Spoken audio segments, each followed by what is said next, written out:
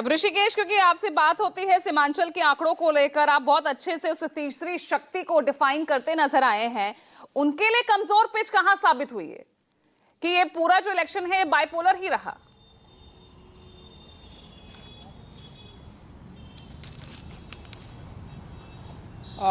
पूजा देखिए, जो चुनाव जो 17 या 16 एजेंसियों ने जो सर्वे किया है और जिसको लेकर बिहार में चर्चा है, तो मैं बता दूं कि जो 3 लास्ट का जो बिहार चुनाव को लेकर सर्वे हुआ, 2015 का विधानसभा चुनाव जो सर्वे था वो बिल्कुल उलट हुआ, फेल हुआ। तमाम एजेंसियों ने एनडीए सरकार बनाई थी। 2020 में वो सर्वे फेल हो गया, तमाम एजेंसियों ने महागठबंधन की सरकार बनाई थी।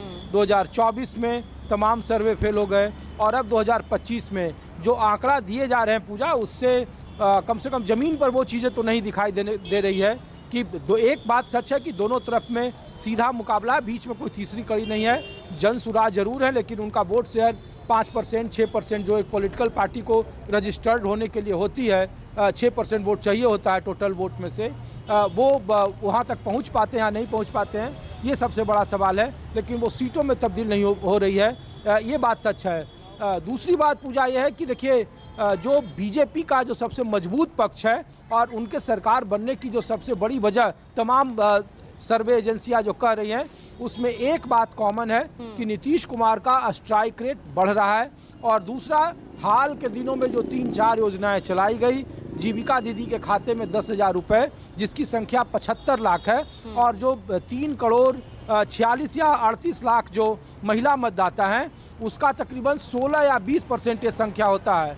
तो 20% जो लाभार्थी हैं, उसको लोगों ने ये मान लिया पूजा की जो महिलाएं हैं वो नीतीश कुमार की समर्थक हैं, या जो वोटर है वो नीतीश कुमार के पक्ष में वोट दिए हैं। इसीलिए देखिए कि 10% 9 पॉइंट या 9.5% इस बार के विधानसभा चुनाव में बिहार में वोट का इजाफा हुआ है, जो बीते 5-7 विधानसभा चुनाव का आप कह लीजिए कि आज़ादी के बाद सबसे ज़्यादा ये ट्रैक रिकॉर्ड है जब सबसे ज़्यादा वोटिंग परसेंटेज बढ़ा है। ऐसा नहीं है कि SIR इस बार हुआ है, SIR 2002 में भी हुआ था, उसके पहले भी हुआ था, लेकिन वोट परसेंटेज इतना नहीं बढ़ा था।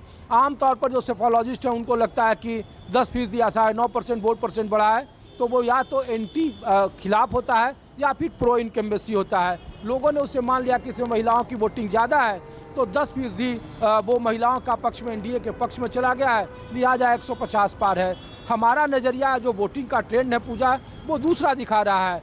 बिहार में देखिए, हम लोग बार बार जहाँ भी घूमे हैं, चुनाव किसी भी इलाके में चले जाइए, वो जातिगत समीकरण पर हुए हैं, सामाजिक समीकरण पर हुए हैं, लोकल कैंडिडेट पर हुए हैं, किसी के खिलाफ कोई भी लहर जैसी चीज़ नहीं थी। हाँ, एक बात जरूर है कि नीतीश कुमार के चेहरे के खिलाफ किसी की शिकायत नहीं थी, बाकी जितने भी दल हैं सब लोगों के खिलाफ एंटी इनकम्बेंसी थी। इसीलिए भारतीय जनता पार्टी में तकरीबन 40 से ज़्यादा ऐसे विधायक हैं पूजा जो 3 बार 4 बार से विधायक हैं, और उनके खिलाफ बहुत ज़्यादा एंटी इनकम्बेंसी है, और इसीलिए इसका नुकसान बीजेपी के खिलाफ ज़्यादा दिख रहा है, उनके उम्मीदवारों के खिलाफ ज़्यादा दिख रहा है। तो जो स्ट्राइक रेट है एनडीए में जेडीयू के मुकाबले, हमको लगता है कि बीजेपी का स्ट्राइक रेट कम होगा। दूसरी बात पूजा कि 2020 के विधानसभा चुनाव को देख लीजिए और 2024 का देख लीजिए, इन दोनों ही विधानसभा चुनाव में एक बात कॉमन थी कि 2020 के विधानसभा चुनाव में एनडीए खास करके नीतीश कुमार के खिलाफ जो सबसे ज़्यादा माहौल था वो सवर्णों का था। एंटी हो गए थे, पूरा सवर्ण की जो लॉबी थी वो नीतीश कुमार के एंटी हो गई थी, और चिराग पासवान को फायदा मिला, 5.5% वोट उनको मिले, और 22 सीटों का जनता दल यूनाइटेड को नुकसान हुआ। इस बार चूंकि महागठबंधन की तरफ से तेजस्वी यादव को लगता था कि सवर्ण उन्हें वोट नहीं देंगे, और ये बात वो जानते थे कि इस बार एंटी नीतीश नहीं सवर्ण है, लिहाजा अपने टिकट के बंटवारे में पूजा पहली बार आरजेडी ने 6 से 7 भूमिहार सवर्ण जो बिल्कुल अछूत थे, जो बिल्कुल 36 का संबंध था, कहीं कभी कोई वोटिंग का ट्रेंड नहीं रहा बीते 35 साल में, 90 के बाद से बिहार की राजनीति में, उनके वोटरों में, सवर्णों के वोटरों में बिखराव दिखा पूजा। जहां जहां महागठबंधन के सवर्ण उम्मीदवार थे और उनके मुकाबले महागठबंधन के मुकाबले एनडीए का था, उन दोनों के वोट में बंटवारा हुआ है, बिखरा हुआ है। पहली बात यह है, तो एनडीए का वोट शेयर जो 44 या 45% दिखा रहा है, कम से कम हमको नहीं लगता कि ज़मीन पर मैं उससे सहमत हूँ, वो वोट नीचे गिरेगा। दूसरी बात पूजा की महागठबंधन के पक्ष में जो कुछ एजेंसियां बता रही हैं कि बेहद कांटे का मुकाबला है, तो उसमें 3 चीज़ें महत्वपूर्ण थी। एक, मुकेश सहनी का डिप्टी सीएम बनाना। मुकेश सहनी की जो आबादी है 2% उनका वोट शेयर था, एनडीए में वो थे तब भी, इस बार भी तकरीबन वो 1.5% वोट है, वो महागठबंधन के पक्ष में दिख रहा है। कम से कम 1% का तो जरूर उन्हें लाभ मिल रहा है। तो 37.3% पिछले बार था महागठबंधन का वोट, उसमें 1% मुकेश सहनी का वोट, जो वोट ट्रांसफर हुए हैं, और मैं बंटने की बात नहीं कर रहा हूँ। 1% जो तत्मा समाज है, आईपी गुप्ता का है, वो वोट, तो 2% ये, और सवर्णों में जो बिखरा हुआ है तो 1% ये। मेरे हिसाब से 39 या 39.5% के आसपास महागठबंधन का वोट इंटैक्ट है। रहा सवाल कि क्या महागठबंधन के वोटों में कहीं बिखराव दिख रहा है, तो एनडीए के मुकाबले महागठबंधन के वोटों में कहीं बिखराव नहीं दिख रहा है जमीन पर पूजा। इसलिए बाइपोलर लड़ाई है। और जो पीडीए था, पिछड़ा दलित और अल्पसंख्यक, उत्तर प्रदेश की राजनीति में था, बिहार की राजनीति में उसमें एक और जुड़ गया है कि पीडीएएफ, पिछड़ा दलित अल्पसंख्यक और फॉरवर्ड। मैं इसीलिए ये फॉरवर्ड पर जोर दे रहा हूँ कि फॉरवर्ड में आप देखिए विजय सिन्हा के मुकाबले जो डिप्टी सीएम है, वहाँ बिल्कुल कांटे की लड़ाई है। वो चुनाव में नहीं कहा जा सकता है कि कौन जीतेगा, बेहद नज़दीक मामला है, लेकिन जो लोग दावा कर रहे हैं कि वहाँ एनडीए की कमज़ोर कड़ी है। अनंत सिंह के खिलाफ सूरजभान सिंह की लड़ाई देख लीजिए, वहाँ सवर्णों के वोट में बंटवारा है। परबत्ता देख लीजिए, मैं सीट बता रहा हूँ आपको, परबत्ता में सीट देख लीजिए, जेडीयू के भूमिहार विधायक थे, उनको आरजेडी ने टिकट दे दिया, वहाँ लड़ाई कड़ा है। बगल में विक्रम की सीट देख लीजिए।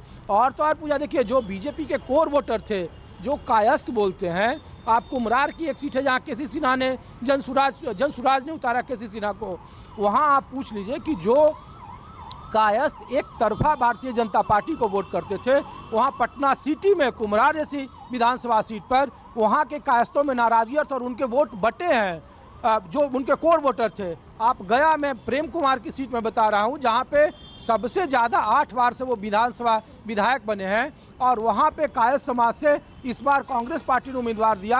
कांग्रेस पार्टी को वहाँ कायस्थों के वोट मिलते हुए दिख रहे हैं। अग्रवाल समाज जो वोट, जो वैश्य बनिया वोट एनडीए का वोट है, वो वोट वहाँ पे बढ़ता हुआ दिख रहा है। यही कमोबेश आप शिवहर में चले जाएं, सीतामढ़ी में चले जाएं, चंपारण में चले जाएं, आप मधेपुरा में चले जाएं, सुपौल में चले जाएं, आप मुंगेर में चले जाएं, ऐसा कोई जिला नहीं है जहां पे सवर्णों के वोट इंटैक्ट रही है। महागठबंधन के वोटों में बिखराव की संभावना इस बार पहले के मुकाबले थोड़ा कमतर दिखी पूजा। इसीलिए मैं कह रहा हूं कि जो 37.3% का 2020 का उनका जो आंकड़ा था, वो कमोबेश बढ़ता हुआ दिखाई दे रहा है। तो 39 हो सकता है, 39.5 हो सकता है, 40 हो सकता है। एनडीए का जो वोट परसेंट, चूंकि 5 मजबूत दल है, चिराग पासवान पिछली बार नहीं थे एनडीए में, और उपेंद्र कुशवाहा नहीं थे। उपेंद्र का 1.5 या 1.25% उपेंद्र कुशवाहा का जो वोट शेयर कहा जा रहा है, वो बढ़ता हुआ दिख रहा है। लेकिन उन इलाकों में जहां उपेंद्र कुशवाहा का प्रभाव है पूजा, जहां पे राजीव जी बात कर रहे थे कि शाहाबाद और कैमूर का इलाका और मगध का इलाका जहां पे स्वीप कर गया था महागठबंधन, वहां पर इन लोगों के आने का कुछ आंशिक फायदा दिख रहा है।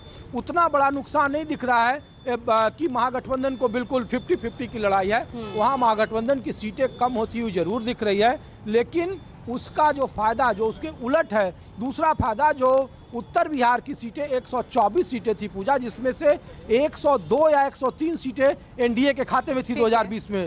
पूरा स्वीप कर गया था वो इलाका, मधेपुरा, सहरसा, सुपौल, सीतामढ़ी, शिवहर, बेतिया, मोतिहारी, वो पूरा किशनगंज, अररिया, पूर्णिया, मुंगेर, भागलपुर, ये तमाम इलाकों में सबसे ज़्यादा सीटें एनडीए के जीते थे। लेकिन इस बार उन्हीं इलाकों में पूजा सबसे ज़्यादा कड़ी लड़ाई है, और वहाँ पे जो एनडीए का जो बड़ा किला है वो दरकता हुआ दिख रहा है। और उन इलाकों में जनसुराज ने बड़ा नुकसान पहुंचा है। जो जनसुराज का वोट परसेंट बढ़ रहा है इस विधानसभा चुनाव में पूजा, वो उन्हीं इलाकों में है जहां पे जनसुराज की मजबूत उपस्थिति रहा है। 21 में से मोतिहारी और बेतिया में 17 सीटें जब 2015 में लालू यादव और नीतीश कुमार का महागठबंधन नहीं वो तोड़ पाया किला, और उन इलाकों की अगर रिपोर्ट बहुत अच्छी नहीं आ रही है, बेहद नज़दीक आ रही है, तो ये कहना मुश्किल है कि कोई एक तरफा लड़ाई है।